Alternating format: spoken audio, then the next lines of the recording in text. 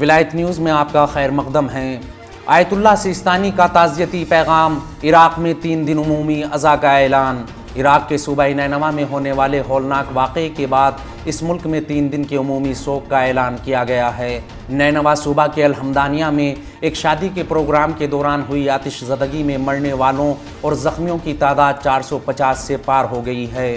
عراق کے اعلیٰ ترین مذہبی رہنما آیت اللہ سید علی سیستانی نے نینوا میں آتش زدگی کے نتیجے میں متعدد شہریوں کی ہلاکت پر تعزیت کا اظہار کیا۔ عراق کی سپریم مذہبی اتھارٹی نے ہمدانیہ میں آتش زدگی کے اس واقعے پر افسوس اور رنج و غم کا اظہار کیا، جس کے نتیجے میں سینکڑوں افراد ہلاک اور زخمی ہوئے۔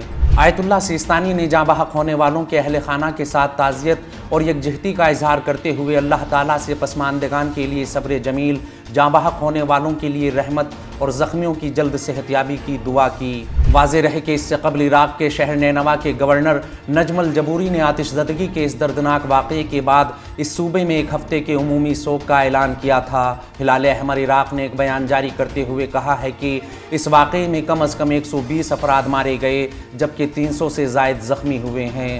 عراق کی سرکاری خبر رساں ایجنسی کے مطابق ملک کے وزیر اعظم محمد شیعہ سودانی نے ہمدانیہ آتش زدگی کے متاثرین کے لیے پورے عراق میں 3 دن تک عوامی سوگ کا حکم دیا ہے۔ عراقی صدر عبداللطیف رشید نے بھی اس واقعے کو ایک دردناک سانحہ قرار دیتے ہوئے اس مہلک واقعے کی وجوہات کی تحقیقات شروع کرنے کی ضرورت پر زور دیا اور ایسے واقعات کو دوبارہ رونما ہونے سے روکنے کے لیے تمام ضروری اقدامات اٹھانے کی تاکید کی۔